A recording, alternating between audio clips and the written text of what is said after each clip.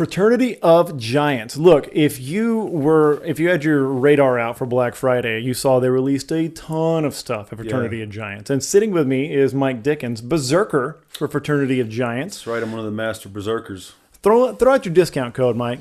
Let them have it. Fat Mike D with the PH. With a PH. The cool way. With a PhD, a pretty huge. So there's so much cool stuff, and I tell you the stuff that I'm most excited about is I like the wraps, dude. I love a good pair of wrist wraps. I own like 500 pair, and for some reason, I think my wrists are so bony that they just blow them out. They're weak. I think your wrists are weak. They're weak, and I ask too much out of the wrist wrap. The wrist wraps have to give their all. They don't last long.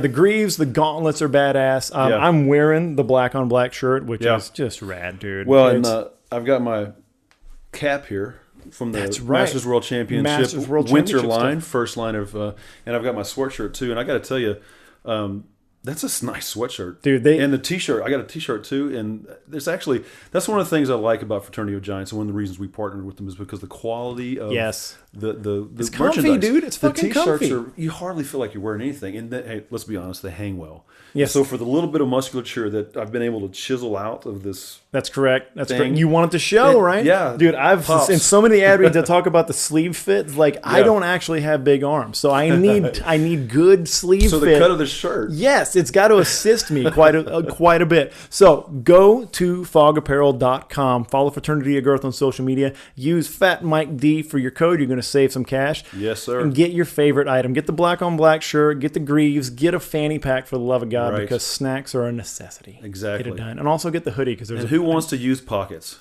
Oh, the worst.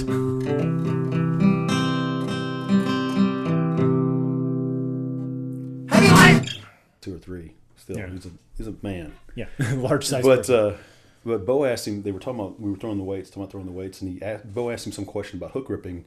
And George said, "I never needed to." And held up this fucking paw, dude. Catcher's mitt, like right next to my head.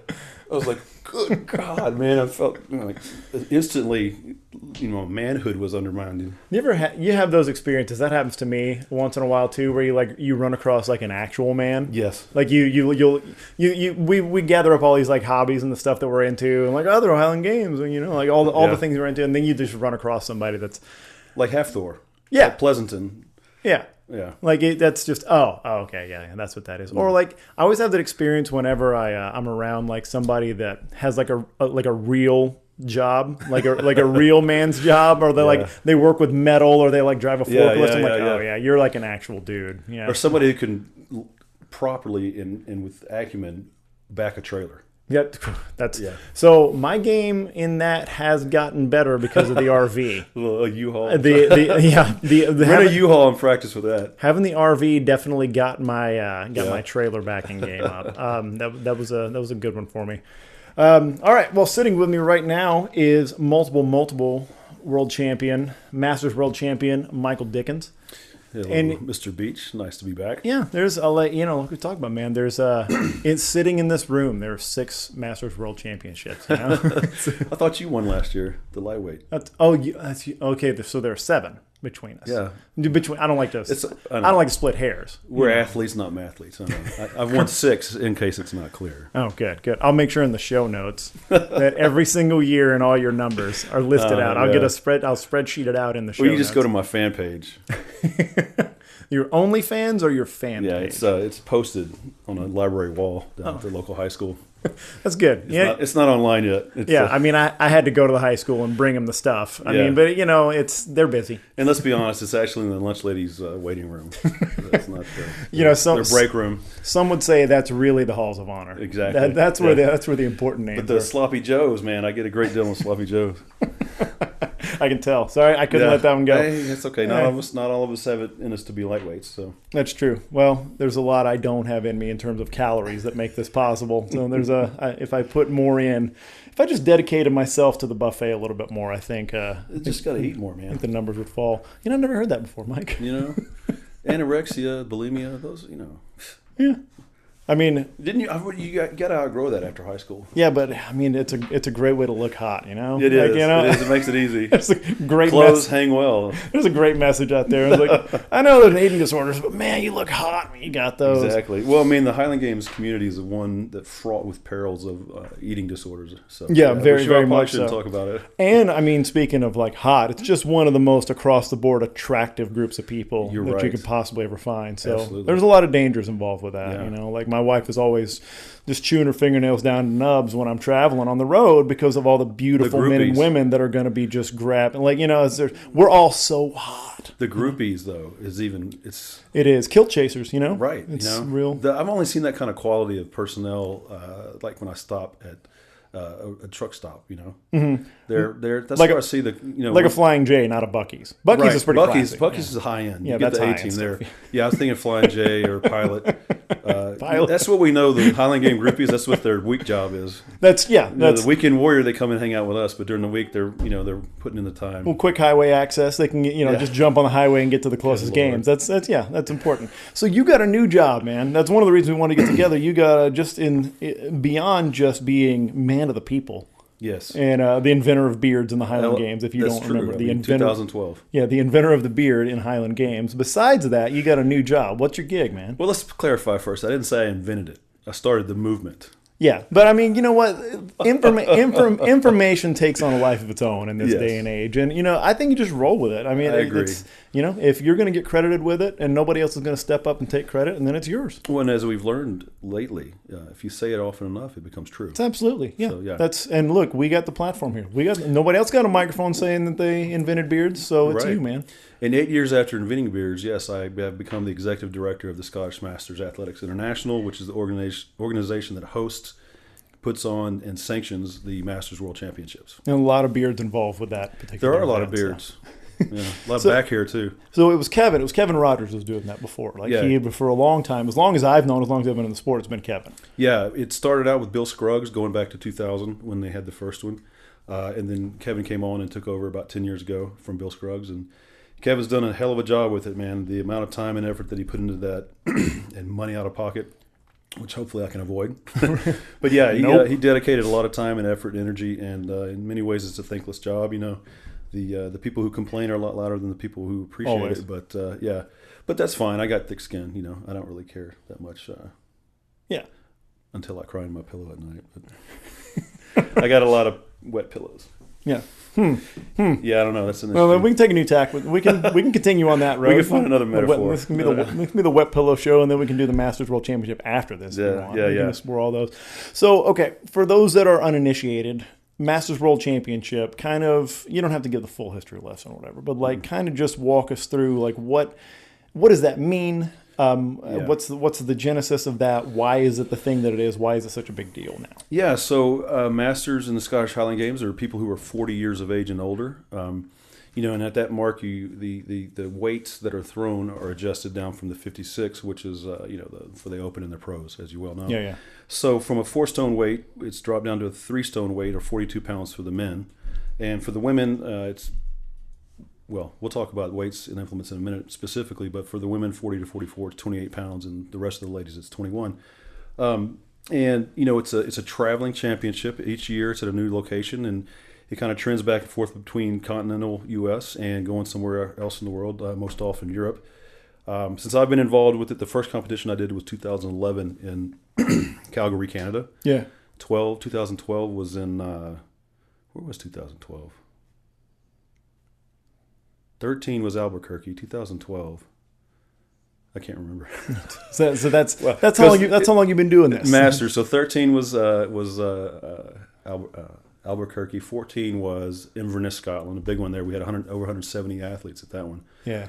15 was St. Louis. 16 was Buffalo, New York. 17 was Iceland, another real popular one. 2018 was Stuttgart, Germany, and 2019, last year, was Tucson. And that was my first year being 40 and throwing in that group. Yeah. 2012 was Greenville, South Carolina. Oh, you know what? I remember that because I was there. Yeah. I was throwing in the A's in Greenville, and Ben, you can tell that I have a friend that's from Greenville because I say Greenville now. Greenville, yeah, that's the home of Aaron George. I was going to say, is that so? And he had just moved there at that time, and he was just that was his first games that weekend. Wow, that was his together. Yeah, see that confluence of information. But that was his first games. I know I've told the story before. This was back in the days when Aaron was like 205 and had abs and stuff. Like he was pretty. Like he posted that picture. He was pretty. He's handsome. Yeah. You know.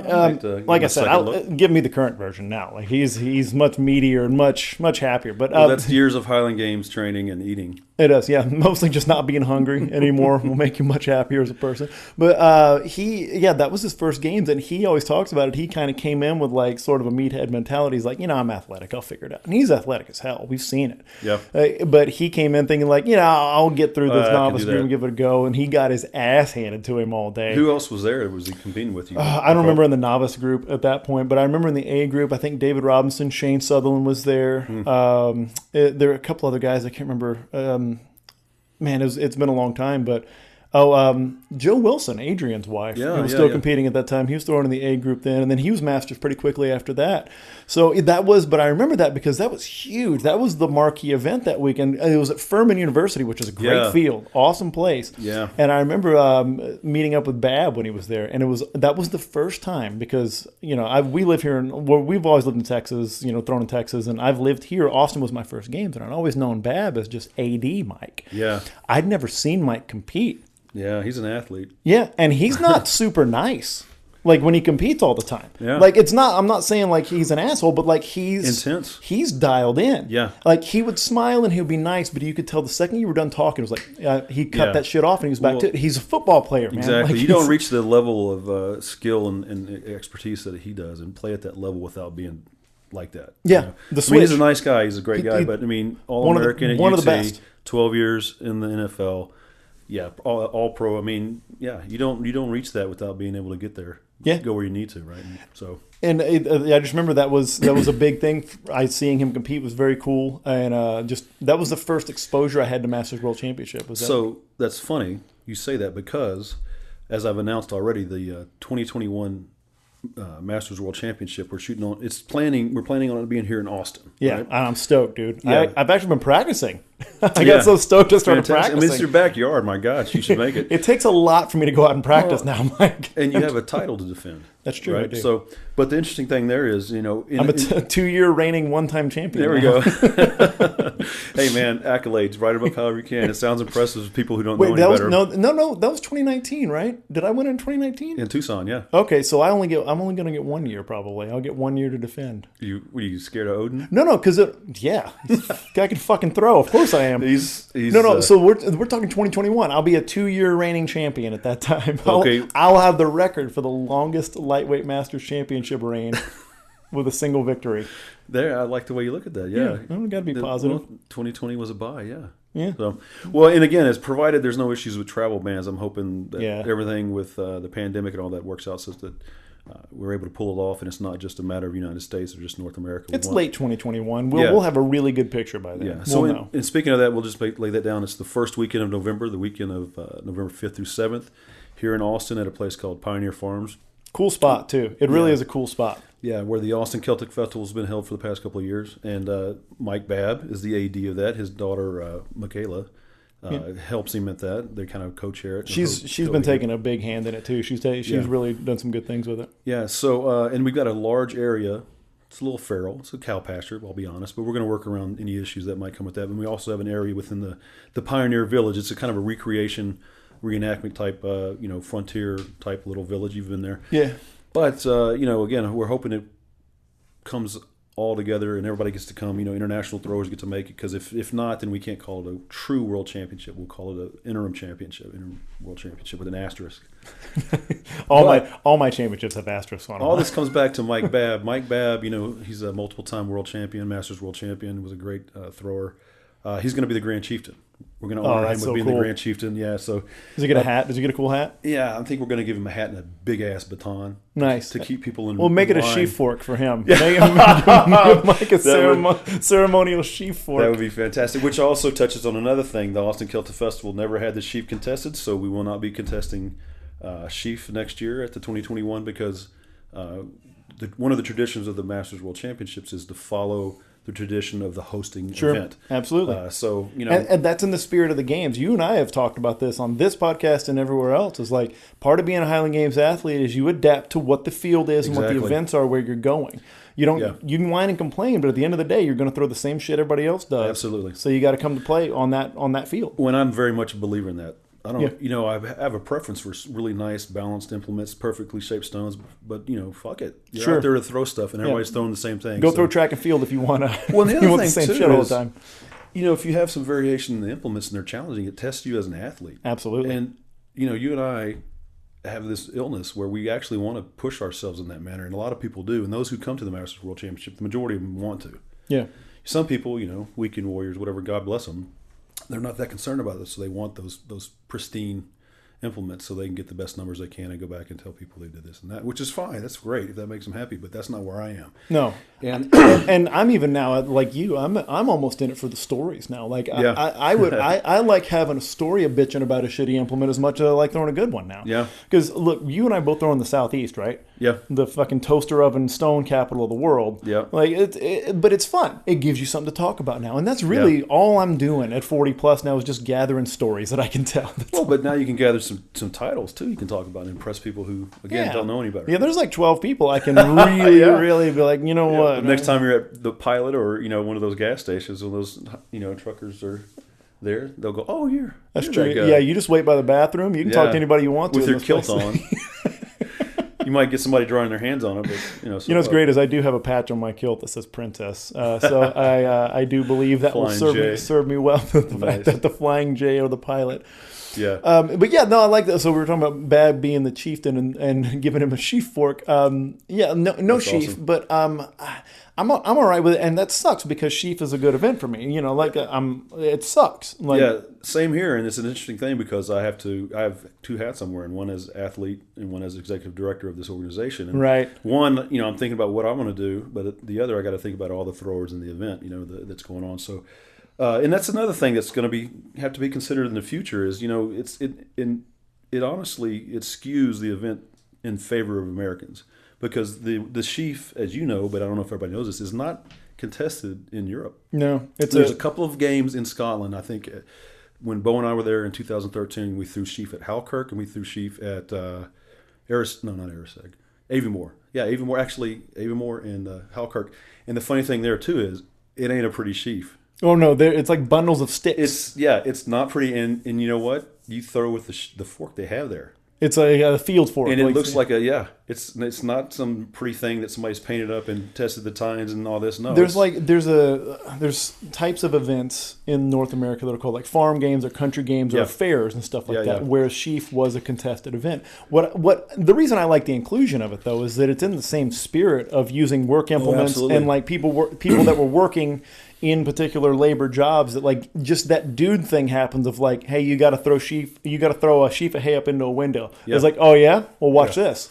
Look look at the size of the sheaf I'm about to throw up there. Right, or I'll hit the window without touching the sides, or like this is high, like I'll whatever. Like dudes are going to be dudes, or people are going to be people, and they're going to compete. Things that are around them in their daily lives, they pick it up and figure out a way to compete with each other. Yeah, right. I mean, these are counterweights that we're throwing. I know we have a lot of longtime athletes that know a lot of this stuff, but we might have some people that are just getting into the sport, and like these steel weights, these are counterbalance weights for scales, for weighing hides, for weighing grain, for like these are. And they're stones. They're based in stones, 14-pound increments. Yeah. Well, and that's the thing. Exactly. A 4-stone weight's 56 pounds. So they measure that out. And, I think as well, it's interesting that it's from this very same background that the shot put comes from, literally the shot. Because, you got a stone, which is 14 pounds as a unit of measure, but you go and go looking around for a stone to toss. At some point, somebody looked, hey, we got these cannon shot right here. Hey, it's 16 pounds. That's about a good weight.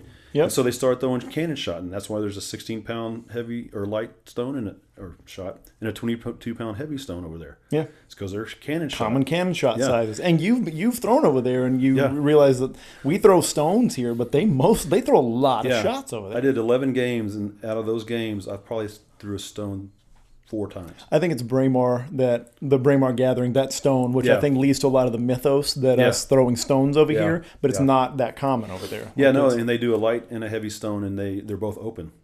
It's only at a few games. The Braemar is not contested at all the games. Most of the games, it's a fully open light and heavy shot. Do whatever you can do. Yeah, and watching guys like Scott Ryder and Lucas Venta with a 22-pound shot pushing 50 feet plus. It's not fair. It's not. I can see why they told them to stop moving when they got over here. Right. You assholes, stand still. Right. Yeah, it's pretty impressive. Give the meatheads a chance. Yeah. But back to the sheaf, it's something that we'll have to talk about. It's funny because there's a couple of...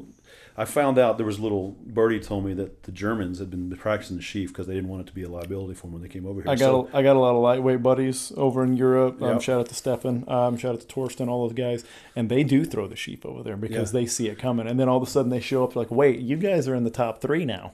Like they're competitors, man. They get it, and they want to compete in America. So. Which is one reason, and it's fun too because next to the U.S. and I guess Scotland, Germany, man, they love the Highland. They got a lot of athletes over there, man. They do, and they do it right too. They put it on. They have clubs and they sponsor them. I mean, you didn't go to Stuttgart in 2018, but they did a great. Did a good one. Yeah, it was awesome. It was a good time. And the stuff around it was good, and in Germany, being in Europe was fantastic. Well, that's Germans, man. That's just a big cultural thing, like efficiency and they're going to do planning it, well. They're going to do it really well. Yeah. Yeah. But I do like. I can't stop thinking about Bab and Sheaf because I've never heard more F-bombs dropped than when that guy had to throw it at San Antonio the first time I saw him throw. Like, he legitimately hates it. Yeah. And I'm going to put anything to bed here. There's no legitimate logistical reason to not do Sheaf at Austin. There never has been. It's just that Bab fucking hates it. Yeah. Bab doesn't like it. And that's why. And it's his fucking game, so he can do that. Like, and I'm gonna roll with it because it's his games, and also, it doesn't skew towards it. If the international throwers can make it, it's just more fair. But and that's something that can be addressed in the future. There's no decisions being made about the sheaf in terms of the Masters World Championships. But that's how it is right now. Be ready for that to be the case. But in 2021, we ain't throwing it. So work on those other events. And like you said, I mean, sheaf is one of my best events. At virtually every competition, I'm guaranteed to win. There's only a couple of people out there that can beat me. Brady and. Brady, I don't know. But even then, Brady just broke the sheaf world record earlier this year for the 50 to 54, and he went 35.9. My best is 37, and at 2 different competitions, I've left it above and on the bar, had the height, blah blah blah.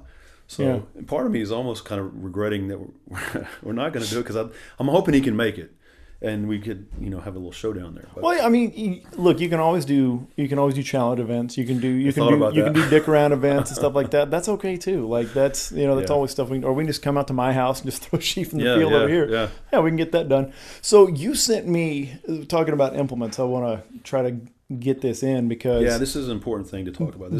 You sent me this spreadsheet, which obviously it's a spreadsheet. So I spent a good 30 seconds glancing at it. So that you should take that as a compliment. That means I was really focused on it. Yeah. But so there's going to be some changes with the implements, with the weights of the implements, primarily towards the older. So older group. So in consultation with former champions, the people in the classes, several of the people in the classes that are going to be affected, ADs, Kevin, people who have been involved in the development of the Masters World Championships, we came to a conclusion and a decision, and we're going to make some adjustments moving forward to the implements. And none of these changes affect any classes before the 60-plus group. So both men and women at 60-plus, we're going to see a change. And I'm going to post these on the site later or on the Facebook page. But the first thing that we will address is the very, very highly contentious issue of the women's 40 to 44 heavyweight. Yes. Is this the 21 and 28 argument? Yes, because at 40 for the men, it goes to 42. But for the women, 40 to 44, it stayed at 28. Right. There's not a a concomitant or an equal. Woo! Look out, wires. Ooh, man. There's not a so explosive over there. Similar. Yeah, right. That's just my diarrhea. Anyway, the adjustment in weights is not the same for the women as it is the men. Yeah. And now the reason that is the case is because when this started in 2000, there weren't 21-pound weights. There's no 21-pound implement. And so they used a 28, and records were set. And, the tradition moved forward using the 28. And then as the women's classes grew and the more women got involved, the 28 came into vogue. But, Kevin is very committed to the traditions that were in place. And so he wanted to maintain the 28 for the 40 to 44. But you're saying fuck all that. Well, me as the point man, yes. No, I dig it. People involved, I dig it, man. Change has to happen. So, moving forward, I think there's going to be a lot of 40 to 44-year-old women who compete who are going to be happy to hear that the weight that they would be throwing for the heavyweight and for the weight over bar is going to be the 21-pound. Yeah. We're going to make that adjustment moving forward. That's been a trend anyway. It's not like you're doing something that's like completely out of left field. Right. Well, in Masters events across the country, they're throwing the 21. Yeah. So what we're going to do is we're going to move to the 21, and we're going to retire the records that are held with the 28. And I talked to the holders of the records, Adrian Blewett, Adrian Wilson. There you go. Yeah. She's the current holder of both the weight for distance and the weight over bar. But I also talked to Beth Burton because she held the 28-pound weight over bar record before Adrian. So I talked to them and several others to get their input. But so again, they're okay with having that record forever. And that's the beautiful thing is you retire the record, and for eternity they hold on to that record. Your name's on the books, and we all know that this thing's going to be around forever. So that's all, of course. That's the plan. So just to be clear again, women's 40 to 44 will be throwing the 21 for the weight for distance and the weight over bar. Nice. All right, but we do have some more changes, and we'll cover the men's changes first. So men's 60 plus classes. And that's 60 to 64, 65 to 69, 70 plus, and 80 plus. Because we've got guys. Ian Miller's coming, and he's 86 years old, and dude's still throwing. But there's going to be an adjustment to the weights there. The heavy weight for distance for those classes is going to be changed to 35 pounds, down from 42 to 35. And that's already being done some. I know there's places in the Northeast that's happening. And let me back up and say that the changes that are taking place are being done for three reasons. Safety, number one. Performance, number two, and parity, number three, like we saw with the women's 40 to 44. Now, this is the heavy events. Sure. And that's something I'm very committed to sticking to. I mean, you've heard me say many times that I think the men ought to be throwing the 56 until at least 50. Agreed. But again, I have to wear the hat of executive director, not athlete. And so it makes more sense, again, especially when you're talking about something like, Ian Miller's 86. We want to allow him to throw for as long as he wants to. And the last thing I want to do is have him injured at one of our events. Yeah. Now, he would say, whatever. Give me whatever, I'll do it, yeah. But he's going to be just fine throwing that. And here's another thing. In terms of performance, when you look at the world records for like the 70 plus and 80 plus class in men's and the 60 plus in women's, 65 plus, we're looking at a weight over bar of about 8 feet. Yeah. 9 feet. Not to knock them, but that should illustrate that there's risk there if they're not able to throw that any higher than that. There's a lot of stress being put on joints, and so and honestly, I mean, look, no one's ever been hit with a weight over bar on the way down, but when you're throwing at 8, it's possible. Yeah, because you're just not a lot of hang time. You're not clearing it. You're not clearing it past the reach of your arm or whatever. When also, again, with all due respect, these are not the athletes who are going to be moving the quickest either. Right, and so we don't want any injuries. So again, safety and performance. Well, and there's a thing you didn't mention, and this is something that's near and dear to my heart, is you want more spectacle too. You want a crowd that stops by and watches somebody that's 65 plus throw. You'd rather see them throw it a little farther and look like, wow, that's impressive. I don't think I could do that. Yeah. Like the average Joe's not going to realize they couldn't throw it 8 feet. They don't realize that. But like if they see somebody throwing at 12, 13, they may realize like, oh shit, like that's like that looks impressive. You need that spectacle part. Yeah, because if you think about it, the average person, if you reach up, you can almost reach 8 feet. Yeah. But again, I'm not going to get into I'm not going to worry about the specifics of that other than to say it allows a greater performance. Yeah. And if you think about it, again, there's people who are going to piss and moan and say, don't make it lighter, it's the heavy events. Okay, what is the weight of the indoor weight for distance or weight throw for college athletics? These are prime in the best shape of their lives, elite throwers. Right. What are they throwing? They're throwing a 35-pound right. weight.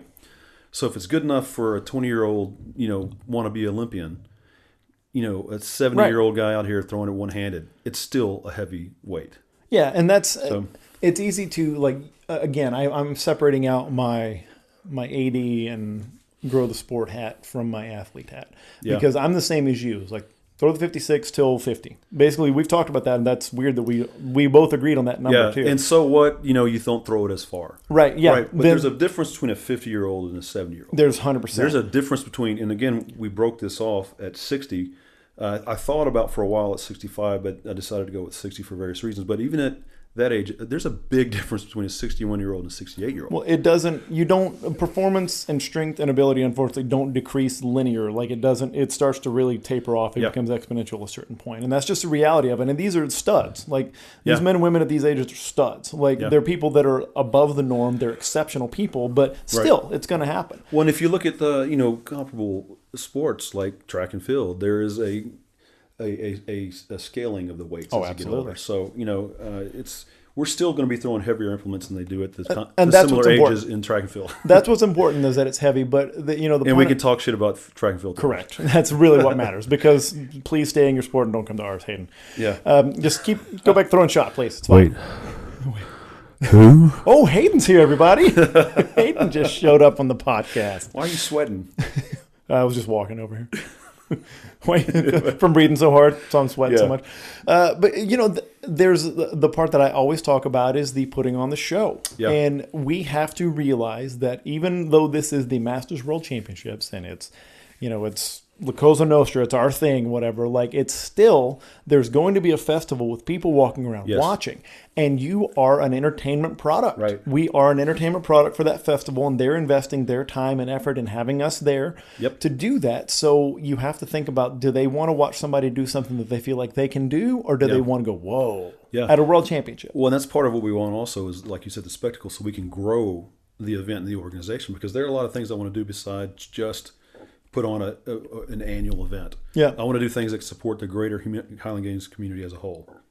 Excuse me. Oh, yeah. So, but let's finish. We can talk about that. Let's get back to the weights. So for the men 60 and older, it's going to be a 35-pound weight for heavyweight for distance. The lightweight is going to be 21 pound. Okay. Now, part of the good thing about that is it's kind of in line with the 2.5 or 1.5 pound or 1.5 stone weight, yada yada yada. But there's already 21-pound implements out there. Right. So there's no stress on anybody having to make. That's a good logistical decision. The 35 is a new, but it's a halfway between a 2-stone and a 3-stone weight. Yeah.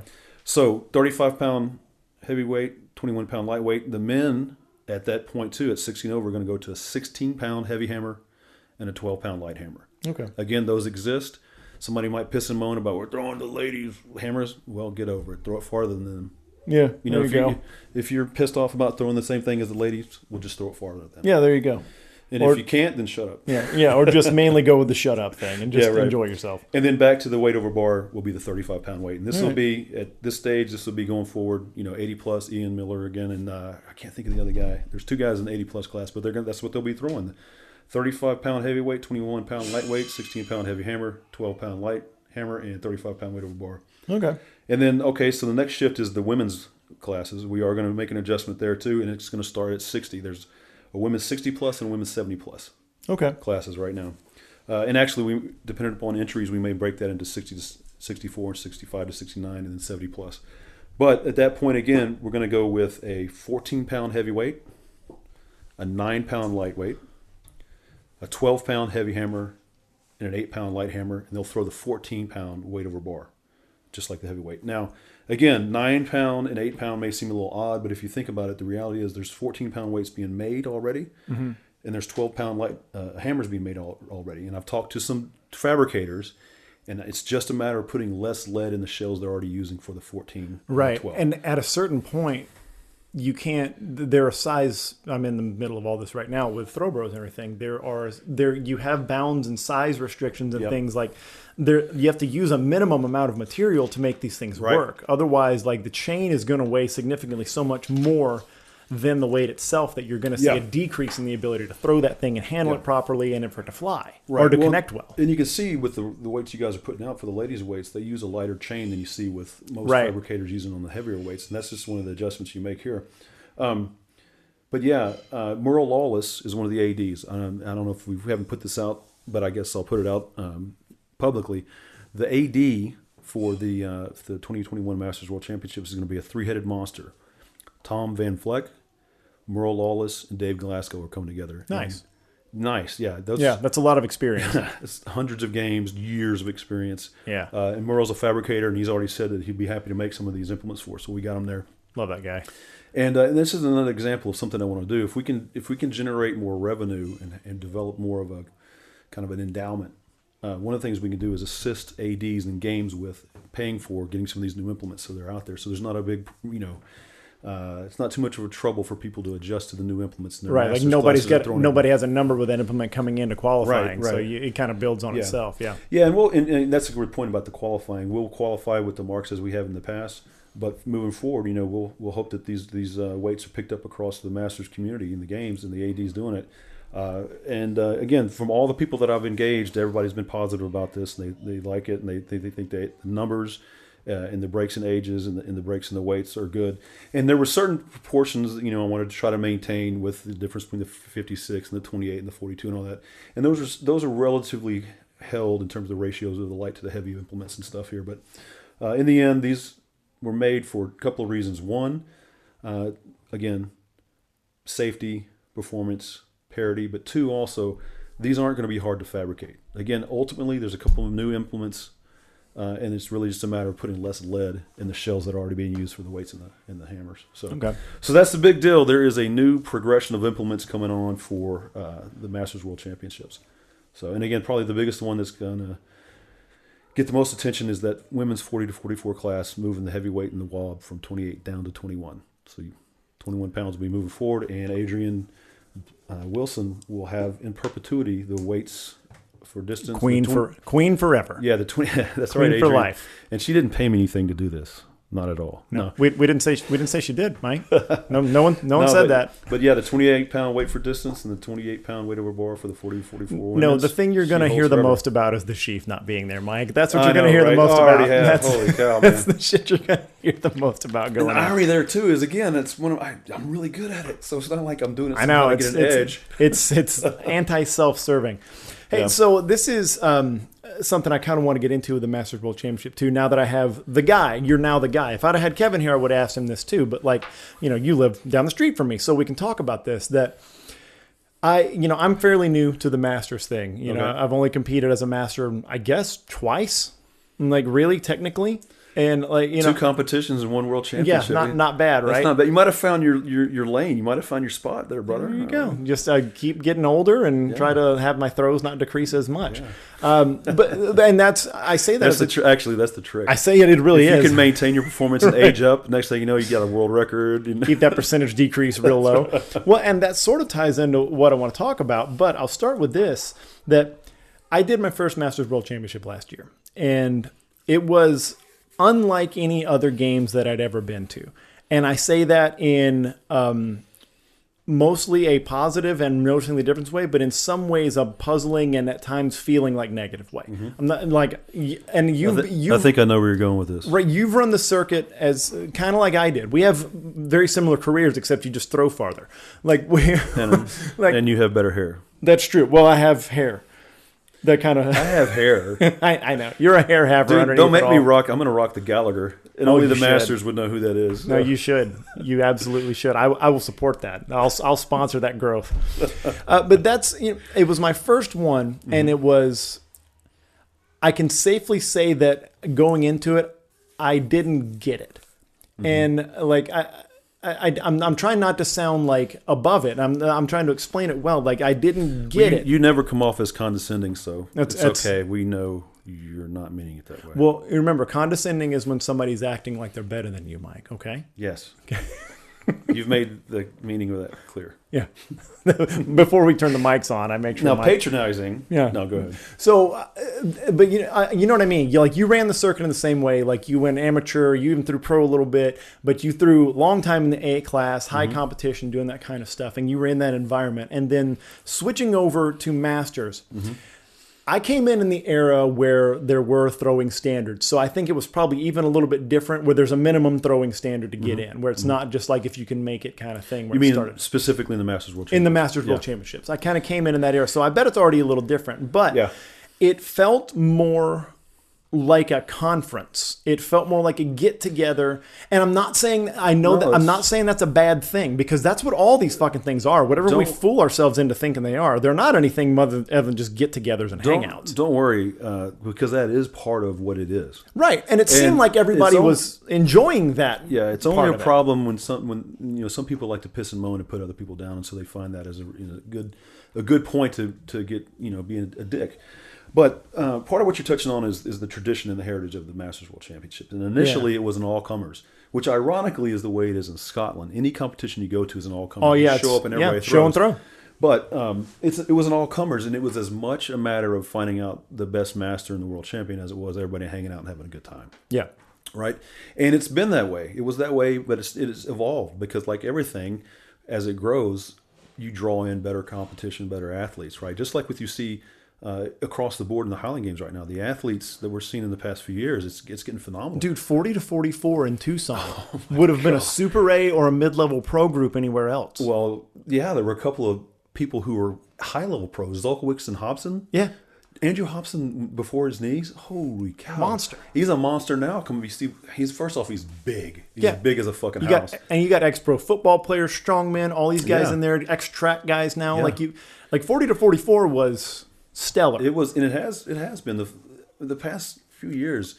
And ever since you left that class, it got really good. Yeah, it got a lot prettier too. Part of it is who's going to show up. Sure. Because there's a consideration. We have a lot of people who are coaches in the Highland Games. And if it's in the spring or the fall, absolutely, track and field or football, that can affect it. If it's international, not everybody can just, jump on a plane and go to Scotland or Germany. Yeah, you run into, like, who's the best rich thrower. So, you kind of run into. I don't know about rich. I pawned my Jeep to make sure I could go to Iceland. Jesus. That's a true story. And also to buy equipment for my gym at the time. But I got my Jeep back. So it ends happily. But I still got my CrossFit Caminus hat. I just want you to know that. It's a vintage. I know. I see that, and I appreciate that. I do, too. I have one T-shirt. Well, technically, I have your CrossFit Caminus hat. It's actually what I have. Yeah. Well, I took mine for my daughter, so she's... Nice. But if you look at the results... Yeah.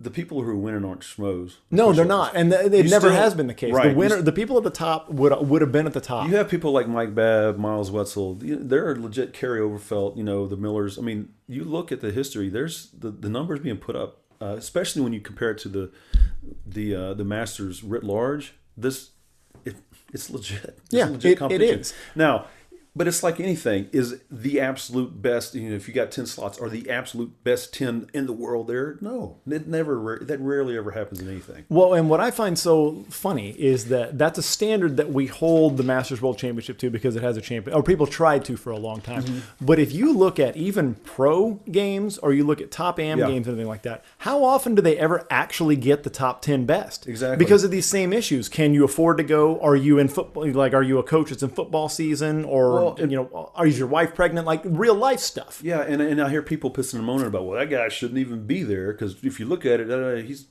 going to be 10 out of 10. Well, so what? Look at the Olympics. Yeah.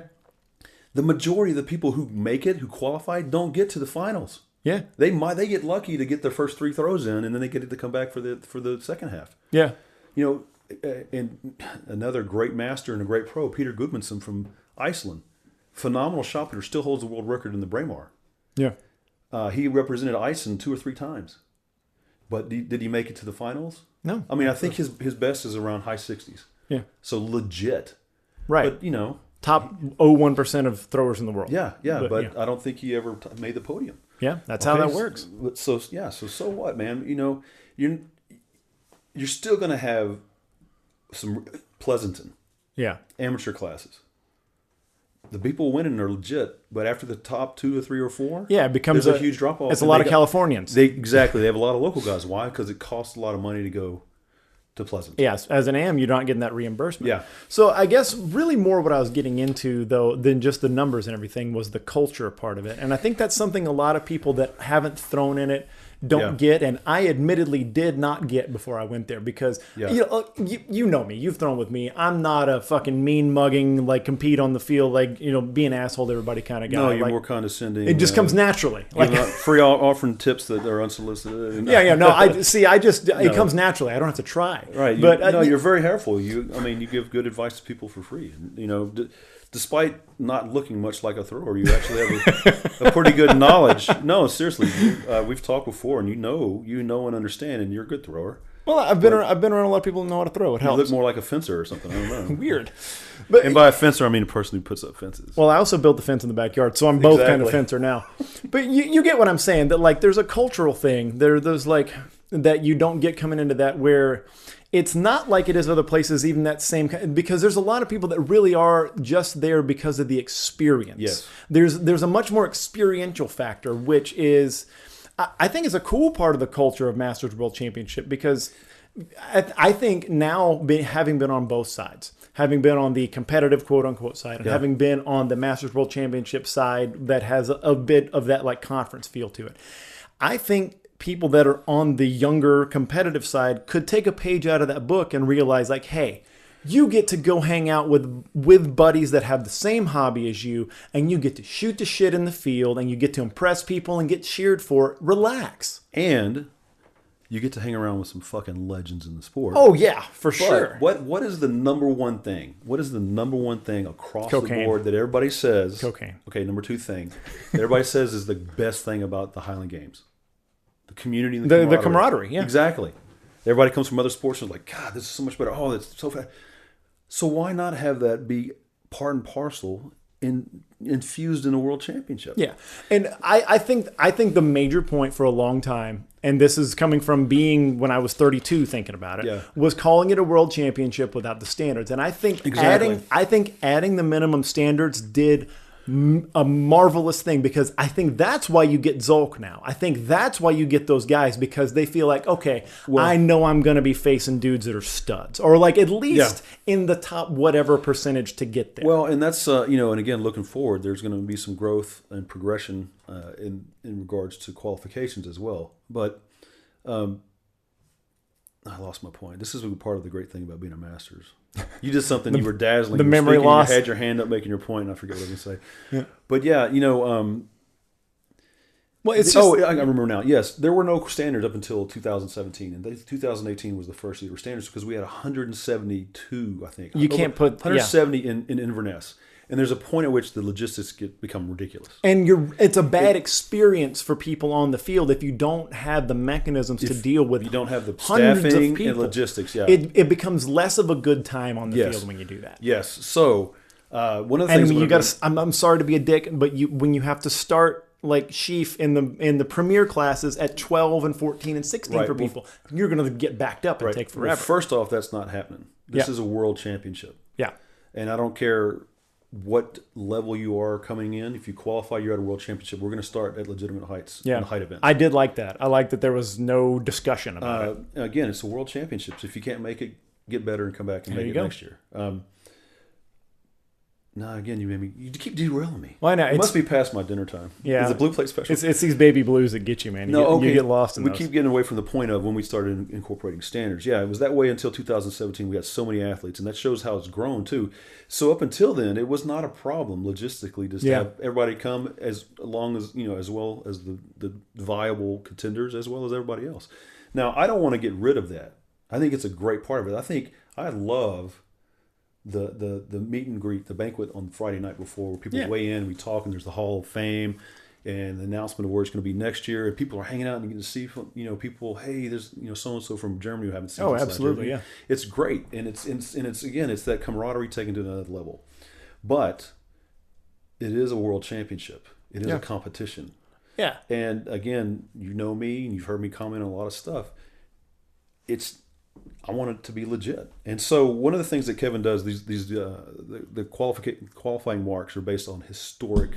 Golly, so tight, so handsy. I know, or just based on historic marks. I'm going to update that process, and we're going to probably just do the previous 3 to 5 years, so they're going to be rolling. I like that. So as the competition accrues, and we see people like the 40 to 44 class last year at Tucson who were throwing bombs, those marks are going to get a little bit harder. They're going to rise. That's a great way to do it, and that's how Olympic standards are determined too. It's a rolling qualification based on the exactly. field. It's relative. So if we see for some reason the competition falls off a little bit for a couple of years, well, then they'll come down a little bit, but they will be appropriate to the class of throwers that are out there. I think that's perfect, man. Yeah. So I think one of the things that has plagued the Masters class at the local level sometimes is that you qualify for it just by benefit of being 40 plus. Right. And there are people that should be throwing novice and C no matter what age they are. They should be throwing in those novice classes and learning the sport before they go to something called Masters. But a lot of times it's just if you're 40 plus, you can sign up for Masters.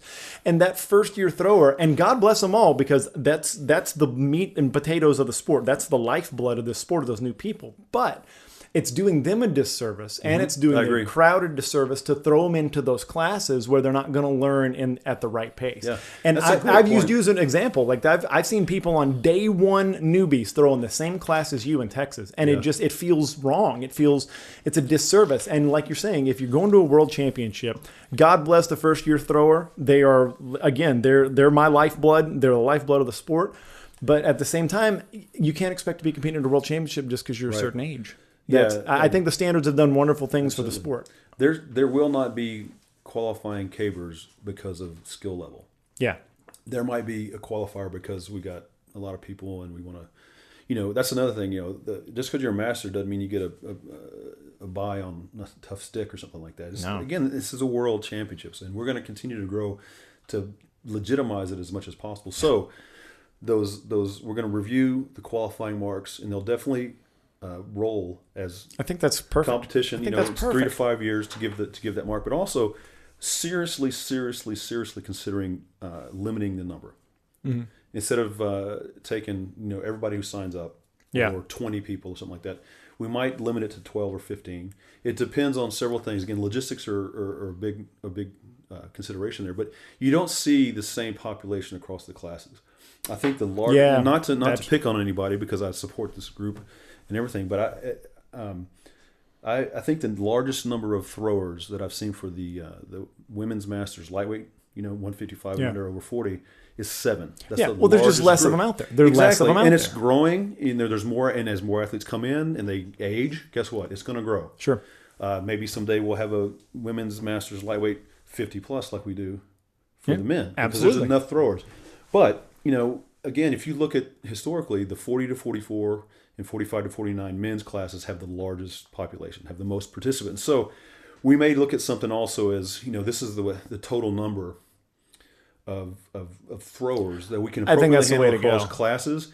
And so we might see, okay, maybe we'll run 2 flights in the 40 to 44 of 8 throwers or 10 throwers. We might do that. And just one class of the women's 70 plus, or the men's 80 plus, because there's going to be 2 guys. Yeah, I think you have to be flexible like that. Exactly. I think you have to do that. And based on the resources we have, the number of judges, staff, scorekeepers, markers, all that kind of stuff, that will possibly affect that. But we also may just go with the hard number too. You got to. And when I say this, it's not going to be. Here's another thing that people get real wound up about. It's not going to be who gets in first. Registration is going to open May 1st. The first 10 people who sign up are not going to be the ones that are guaranteed to get in. We will look at the marks, and invitations will be started. Whoever qualifies with the number 1 ranking marks will be the first one to get an invitation. We're going to go down from there. Yeah. And if we limit it to 12, we'll take the 12 best who are coming, and we'll have a standby list. If we limit it to 15, we'll do the same thing, just like they do for Celtic Classic, right? But that's not set in stone yet. But the point is, it's going to be more. We're going to move more towards merit-based invitations, not just who gets their registration in. But without losing that vibe, at the same time, without losing that vibe of this is, there's going to be a lot of us. There's going to be a lot more people than there would be at a Minnesota or something like that. I think you still need to have that party environment. You still need to have that because a lot of people sign on for that. This, you get to be 40 and you're done with a lot of the trying to prove yourself bullshit that comes along with you're more proving yourself to yourself at this point. A lot of people are because that's absolutely the largest motivator for me this entire time. I mean, I've wanted to beat people and I've wanted to win. I've wanted world records and this and that, but the greatest driving force for me since I've been involved in the Highland Games is to see what I can do. Sure. And now I'm seeing what I can do at 50 years old. It's hard to say. Okay, loud, I know that's stung a little bit. Yeah, and I think everybody who wants to come to this is the people who. The majority of the people who are coming to this are going to be thinking that way also. Yeah. And, but that's a great point. I in no way will ever try to rid the MWC of the conference, the camaraderie, the feeling, the community of it. I think that's one of the great things that makes it so great. Yeah, because if you try to turn it into just an elite level competition, it doesn't jibe. And that's where I was wrong. And I learned a lesson coming into it is that if you try to turn it into a Celtic, you try to turn it into like another nationals or like any other games like that, you lose something that's really important for the sport. And again, I'm a traditionalist. Think of where these games came from. Yeah. It's this summer festival when everybody gets together, gathering, man, and they trade and they do the marriages and they hang out and they drink and party and they have a good time. That is as much a part of Scottish Highland Games as anything. Absolutely. That is perfectly said. And that's going to be maintained. Now, as we can, we're going to continue to grow the piece of the competition, but we will never turn our back on that. If it sounded like I said that, you have to change the things that you're doing in qualification and the way you're running, the change in the weights even. You have to change and modify. You got to grow for good reasons because more people are coming to the sport. And you think about this problem if we frame it this way. You have so many people that want to come to an event. You have to make rules to make sure you don't get too many. Yeah, that's like saying like I'm having a party and I have to limit the number of kegs I get because there's going to be so many people. Absolutely, and we hope that's the case. But there's also things we can do logistically to manage that. And one of the things we're going to do is going to be a 2-day event, perfect, like Pleasanton. Yeah. But what we're going to do is you're going to throw half the events on one day and half the events on the other, and we're going to split it chronologically too. So half the athletes throw first half of the day, half the athletes throw second half of the day. That way, at any given time, you technically only have half the athletes on the field, right? Yeah. Actually, yeah. Get crazy with math here again. I get you. That allows it to, you can run twice as many athletes with the same number of judges and staff. People are going to be working the whole day, but they would do that anyway if they were out and doing it. And that's another thing too. And we'll talk about this more as we get there, or maybe we'll come back for another one. I don't want to use up your whole family time here. Mm-hmm. But I want to be able to grow. What family? Those people in my house. Yeah. Yeah. Right. Yeah. The part of what I want to do is grow this so we can do things like help reimburse judges for travel expenses. Yeah, man. Give them rooms because now, granted, again, traditionally volunteerism is a huge part of the Scottish Highland Game Festival.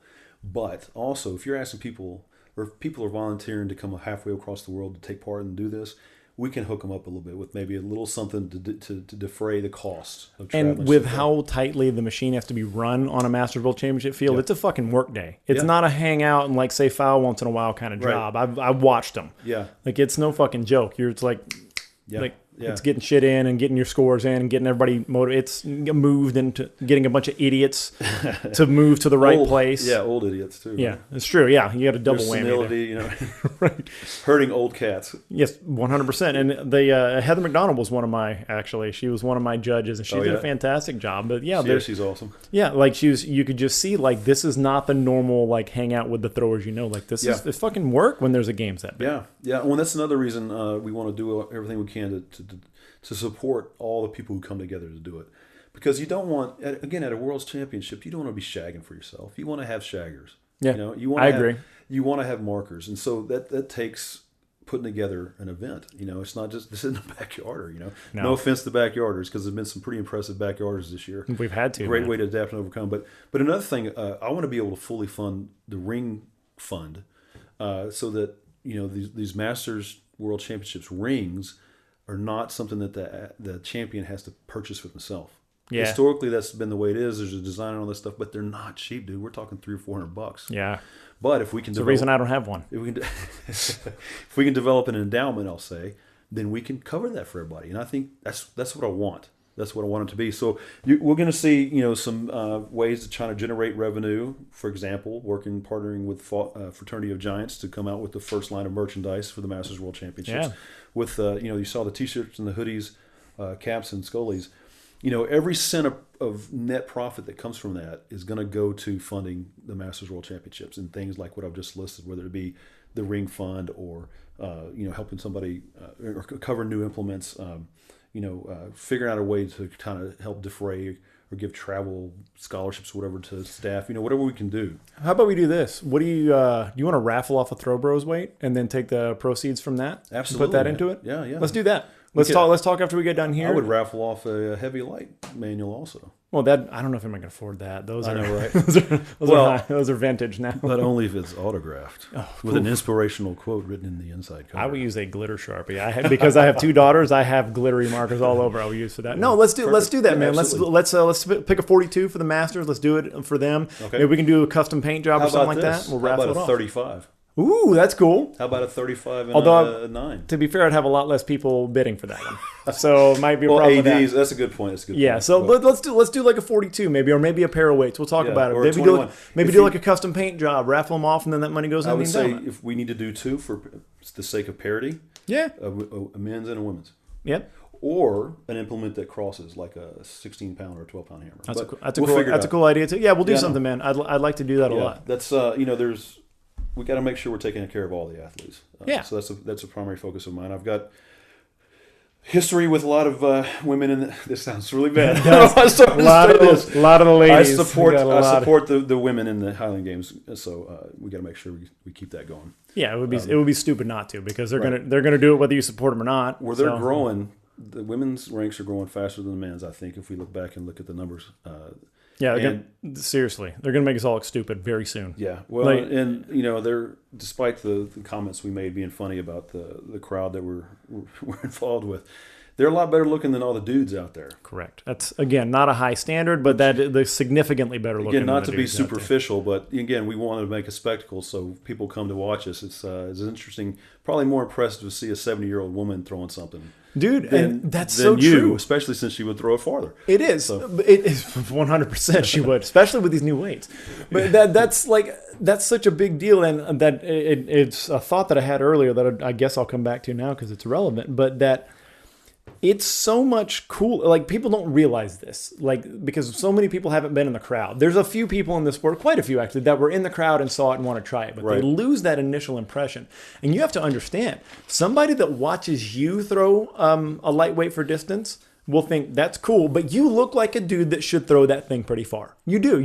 I appreciate it. You're a big dude, and you know how to move. In most of the movements, you know how to move. But it's not as shocking. But then when you see a 75-year-old man or woman do it, that's what they'll remember. Yeah. The fucking spectacle. They're going to remember, holy shit, you can do that till you're 70? Grandma's out there doing it, yeah. Yeah, and they threw a big steel weight that far. People forget. Look, I know watching Spencer. I know watching all the top guys. I know watching Kendall Thomas. I know watching Hayden is impressive. I know because I'm an athlete. Yeah. And that will be impressive. But they will be just as impressed, if not more, watching somebody their grandmother's age do it. Yeah, that will make Grammy out there. Right, that'll make it. Same with youth classes. Watching Owen, watching your boy out there do that will make some kid think that's an option. Yeah, I can do that. Well, and again, that's something, like I said, that in the future I want to do things to support the greater. I want the SMAI to be able to support the Highland Games community writ large. And so one of the things I'm talking to some people about, and one of the things I want to do in the future is start figuring out ways to manage a junior division. Yeah, across the country. There's pockets of it here and there, and the ADs in the area have been gracious to let me bring my kids out and throw. But right now they're throwing the women's masters weights.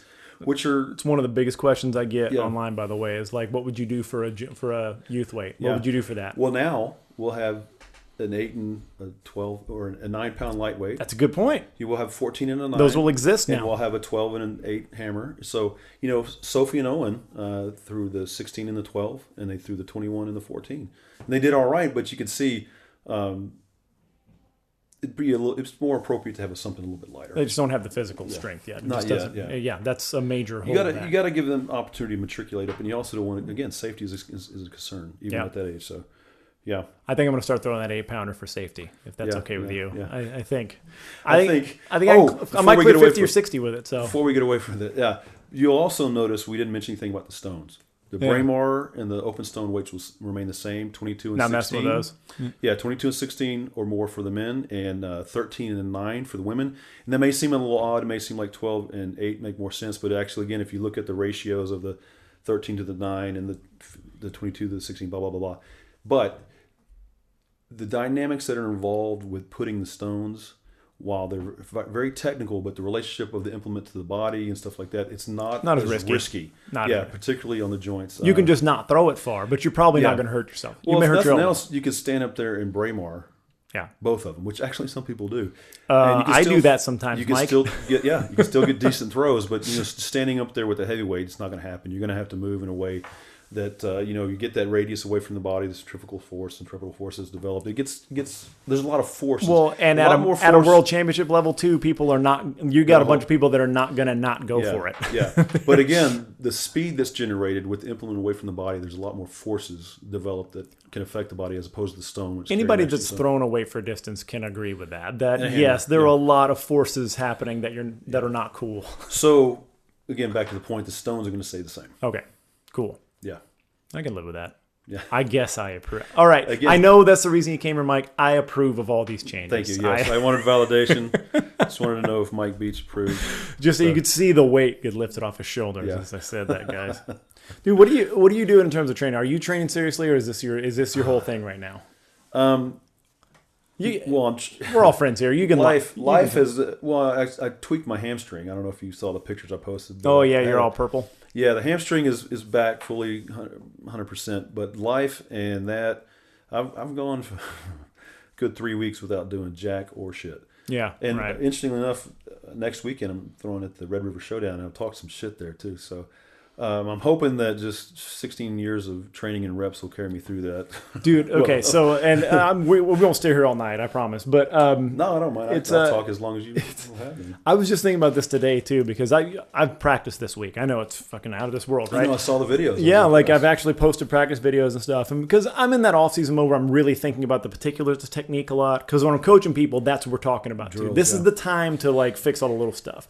So I've been thinking about all that kind of stuff, but I also realized that I'm probably the least physically strong I've been in a long time right now, just because of the way this year's gone and everything. Yeah. And it's hunting season where I let all that stuff fall off and everything. I'm the least physically strong that I can, but I really think that because of the 10 years and because of all the emphasis on technique, I can go out and fake a number still. And you know what I mean by fake? I could still probably show up at a games with a week or two to get ready in the mode and go, what was it, 30, 40, if we're doing the 42, 40, 60, and then I could probably go 80, 100, and then I can go 28 to 30, and then, I don't know, 13 to 16 with the 42.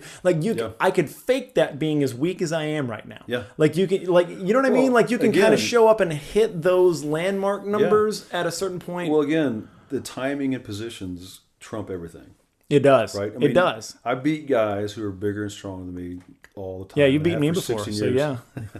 Yeah, So it's, and it's interesting because 2016 and 17 were probably my best years. I hit some PRs in there and stuff. And then leading into 2018, I jacked my back up again. But I practiced less those years than I had for the previous 10, 12 and you years. And I talked about the micro practice thing a lot in that time too. Just go out and hit it and get done. And so I was training, I was lifting more, and then go out and just get the reps to feel what I needed to and knew was there. Yeah. And just maintain because the technique was good enough. Good enough is it's a good term. Yeah. Now, I find myself, because of some stuff that creeped in because of guarding for my back all through 2018, 2019, that I've got to address. But coming out, and it's beautiful that this pandemic is on. We had such a truncated year. But my back feels better than it has in several years. And there's some stuff that I've done and happened that is pretty, 49.7 at 50 years old. Yeah. I was 50 years in 2 days, by the way. Counts. Fucking count. I was like, God damn it, Marcelo, you better have curve. I don't care if there's dead bodies on the, but also, so it's feeling good. And again, the life has, because of the pandemic, kids staying home, this and that, job, taking on this. I'm also kind of starting a business on the side. Life's been busy. And again, it's kind of like the mature muscle. The people who've been training at something for a long time don't have to put in the volume to sustain and such a huge deal. And so I'm kind of hoping and counting on that carries me through Red River next year. I think it could be fine. But there's a lot of interesting stuff that looks like it's happening in next year. Hopefully none of it gets canceled. But that goes back to something you were saying earlier that reminds me. That's why we get Zolks. There's a lot of cool shit happening in the Masters ranks over the past, I'll say, even 5 years. Yeah, ton of activity, ton of records, ton of big throws. Yeah, and really cool venues for world championships, like Iceland. And I'll tell you a little secret. It's not so much a secret. So it's Austin next year. Moncton, Canada, was supposed to be this year. Yeah, that was supposed to be this year. I'm sorry, it was supposed to be 2021. Ireland got canceled. Canada was supposed to be next year, but that got canceled for next year, and they moved to 2022. So it's going to be Austin in 2021, Canada 2022, 2023 is going to be Europe, and I think we've already put that. It's probably it's going to be Friesland. We're talking with a couple of guys there, so we're looking at Friesland, which is northern. Where's Friesland? Holland. It's the north of Holland. Okay. You'll fly into Amsterdam, so it's nice. Good. Yeah, and then after that, I've been talking to Francis Brebner about collaborating with him, and I've talked to Francis and Carrie, and I need to talk to Steve Conway about. There's several different bodies out there, but they're kind of in a ding dong battle with one another. Exactly. Yeah. But I'm friends and know these guys, and so why not collaborate? Especially since there's so much interest in the Masters these days. But Francis does that game down in Chile. Oh, that's right. Yeah. Who wants to go to Chile? Well, I do. Yeah, that'd be fun. And when I was talking to him, he said, "Well, Norway and this and that," and so that's one of the cool things about the Masters World Championship is it's a destination competition. Yeah. And that's part of what makes it awesome too. Is for people. We piss and moan and we joke and we berate our love at times because we love it and we've committed too much time. Absolutely. And effort. I mean, if you don't think I've put way too much of myself into this sport, just go ask my ex-wife. Oh, yeah. She'll tell you.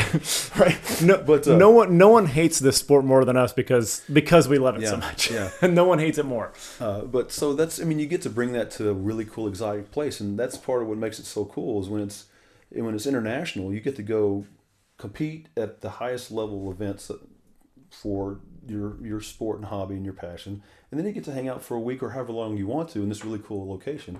And the kind of crazy thing about that is, guess what? For those Europeans and internationals coming here, that's what they're getting to do. That's their vacation. Dude, everybody comes here and stays a week or two. They're fired up about Torsten's fired up about coming to Texas again. And I think I mentioned we weren't recording.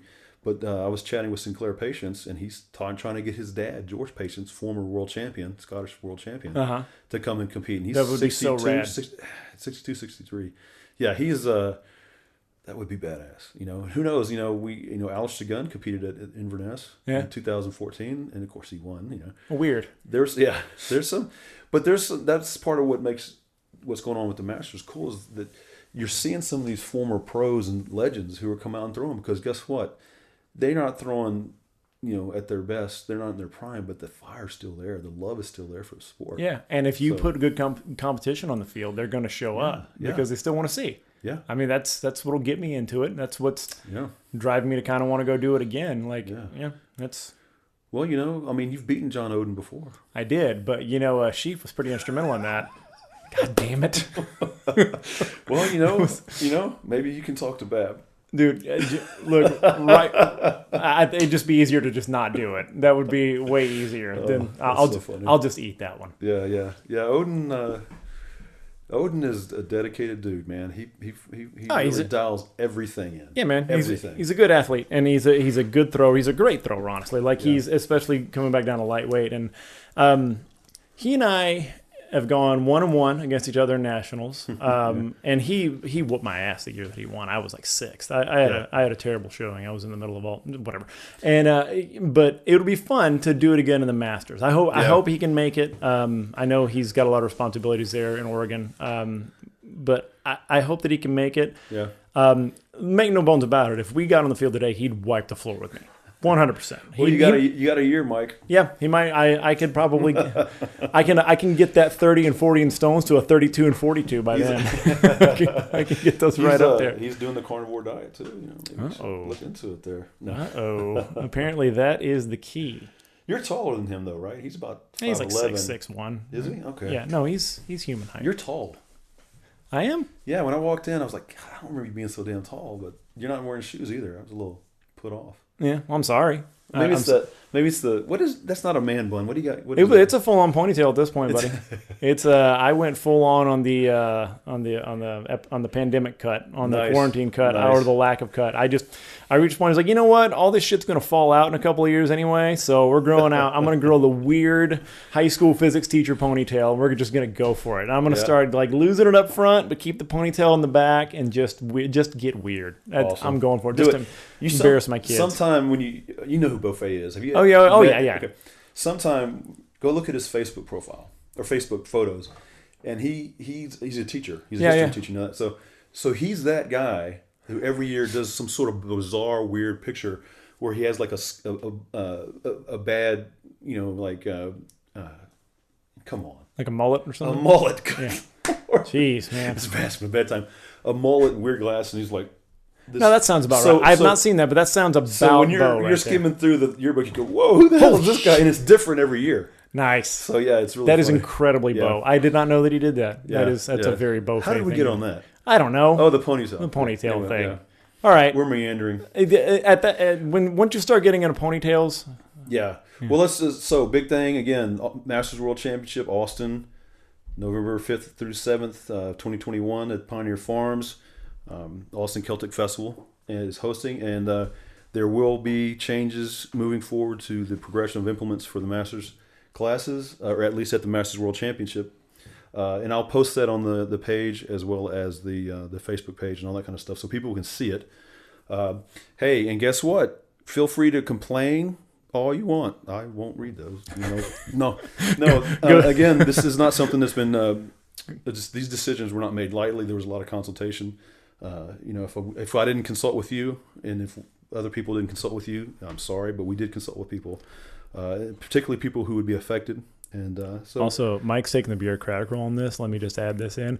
If you spend a ton of time complaining about decisions made at a Highland Games and you rant and rave on Facebook about it, that's really stupid, and you shouldn't spend your time doing that. Right. Sorry, that's Mike's not going to say that because he's in a position where it would be smart to. But I'm going to tell you, if you spend waking hours really, really stressing about and yelling about how the weights changed at a Highland Games, maybe don't. Yeah, maybe do something better. Get on. In the end, again, these changes were made with safety, performance, and parity in mind. Everybody who shows up is going to throw these things. Yeah, and dude, if I sign up to go throw, and you say, hey, we're going to throw a poodle, okay, I'll bitch about it, but I'll throw the fucking poodle because I signed up to go. Yeah, so if you got a poodle, bring it to Worlds next year. But miniature if you're 60 plus. Yeah, a teacup for the 80 plus. Yeah, that's awesome. Killer. Well, dude, thank you for going through all that. I think that's awesome for people. I know there's not a lot of there's not like a breaking news CNN thing on this sort of thing, but it's good. It's good to have somebody come in and actually say what's going on, so people aren't shocked and surprised. They're not. Well, and that's another thing that I'm going to try to do is I'm going to leverage social media more. Kevin did a great job in all that he did, but. For various reasons, he was getting a little burned out, and it's also it was time for somebody else to take over and move it. Because being an AD is awful and it burns you out. That's mainly. Are you actually going to compete, or are you just going to walk around? I'm going to compete. I'm going to have a consigliere or two in place. We're going to have Mike Babb as the Grand Chieftain. Kevin Rogers is still he's still part of the organization, advisor. I'm going to have a couple of people there to just kind of to act as a buffer and make decisions unless it's something that has to be made by me so I can throw. Yeah, I still want to compete. I'm hoping Brady comes. I'd love to compete against him again. And I heard Brent's been training also. Those guys are like... He doesn't need to train. What is he doing? You talk about Captain Caveman. That guy, both of them, they're freaks. Anyway, but there's a lot of people I want to compete against. So yeah, I'm not ready to stop competing. Good. I like when I tell somebody that I'm a world champion and they're like, wow, really? I like that. And I'll say, well, it's kind of a fringe sport. I'm kind of a medium-sized fish in a small pond, but they still, it feels good. I'm not going to lie. Dude, again, we could go on for an hour, but there's plenty of the big fish in a small pond thing, and I get that. And, you find your niche and you think that you did. And even I find ways to discount championships and stuff like that. But you know what? Every time that I won a championship and every time I've won something, everybody that showed up that day, I was the one that did it the best. Right. And if you win a championship or you win a games, you can make all like, oh, well, this guy, you know, he fouled out on all of his weights or whatever, so I ended up winning. You know what? You didn't, so you win. Right. Or the best dude wasn't there. Yeah, you know what? He wasn't, and you were, so you won. Yeah, that's how it works. Like, don't minimize it. Do NFL teams they minimize victories because like, well, their wideout was hurt? Yeah. Nope. Well, that's the other thing too. There, I mean, you know, in any group, there's going to be people who are not happy unless they piss and moan. Yeah, sure. The Highland Games is no different. Yeah. So, you know, I think most of what we've discussed here is a good thing and is going to benefit the Masters class and the Masters World Championship. But there's going to be people who piss and moan. You know, and that's fine. That's fine. And if you do it like an adult. You know. Yeah. And actually, in all seriousness, if you have a concern or you want to discuss something you've heard, hit me up. DM me on Facebook. Send me an email. Whatever. There's contact information's out there. Not me. Don't DM me about this. This is Mike Beach saying that. No, but yeah, no. Hit me up. You guys know. You're happy. I'm happy to talk about the Highland Games. People get me started, and I'm like, listen. I'll talk about this all day. Yeah. Just don't feel bad. You can say, okay, that's enough. Because I'll talk about this for fucking ever. Yeah. It's ridiculous. It's a stupid obsession. It is. And I don't know. I think it's just because of the kilt. I like wearing a kilt. I don't know. It's okay. I like having disproportionately sized thumbs. One's all jacked up, Franken thumb. The other one looks normal. No, I like having two different colored thumbs. That's my favorite part about the sport. That's yeah.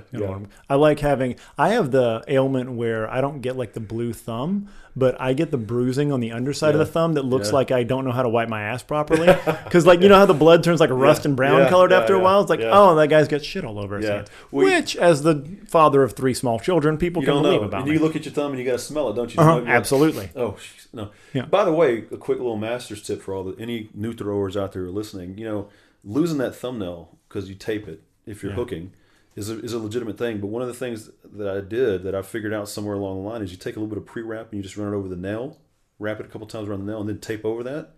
So the tape doesn't yank the nail adhere to the out. nail, but it still stays on. I have not lost a thumbnail in the 6 years since I started doing that. I lost quite a few before that. So I adjusted my hook grip. Did you? I changed because I've never lost a nail, and but so you weren't doing it right. I wasn't doing it right. I just didn't do fast enough to be a problem. I started tucking. I have a video on this actually on my YouTube. I started tucking way deeper to where instead of just sitting on top of that flat part of the finger, I tuck that knuckle between so the pressure is on the knuckle, which hurts like a motherfucker. Yeah. But I've never lost a nail because secure. Of it. Yeah, a lot of times, especially if we've got a thick-handled weight, you'll see me. I push. I use my you physically force it back in there. And so I can, yeah. If it's like bigger than 5/8 or something like that, like sometimes I really have to physically jam it in there. So, that turned into a really cool conversation about fucking thumbs and tape. Jamming your thumb in there. What are you, Peter Pumpkin Pie or something? Yeah, look, for my taste, this podcast about Highland Games has been way too much about Highland Games. if you've listened to previous episodes from this year. Man, you want to talk about the election? Let's talk about it. Heavy Light is brought to you by Throw Bros. Throw Bros is the only online store for Highland Games athletes. Gear up, get throwing. Use code HEAVYLIGHT, all one word. You're going to save 10% at throwbros.com.